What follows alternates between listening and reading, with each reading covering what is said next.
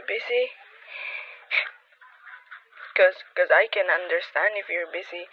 Hindi kita guguluhin. Tapos kapag hindi ka na busy, saka kita tatawagan. Just say it. Just say that you're busy. Then I'll be fine. Mag-reply ka. Pwede bang aminin mo sa'kin?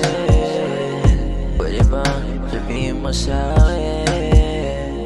Pwede bang huwag magalinlangin? Dito lang sa'kin kumapit. Pwede bang aminin mo sa'kin? Pwede bang sabihin mo sa'kin? Pwede bang huwag magalinlangin? Dito lang sa'kin kumapit.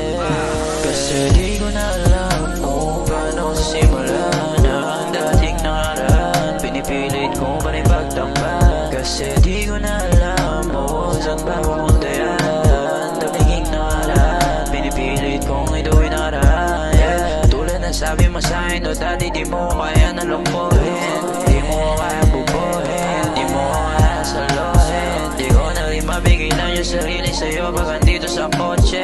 Di na ka nala sa akin, yan ang laging pinanalangin. Pwede bang aminin mo sa'kin?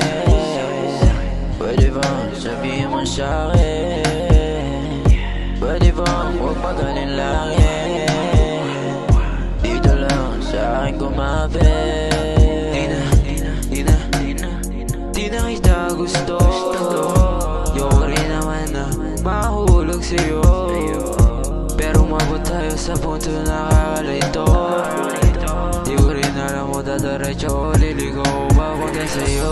At kahit ano pang gawin mo, di mo maagapan. At pasensya na kung di ko naunasan. Ang doon di para sa lasangan. Kung daan sa iyakan, kung dayan sa iyakan. Parang ba yung mayroong kasalanan. At kahit di mo na ako tawagan, sa gabing ako yung kailangan. At baby, hindi na kita naiwasan. Parang dalawa tayo, hindi na mahirapan. At kung sa bunga lang naman na handa kayo na nakasamahan.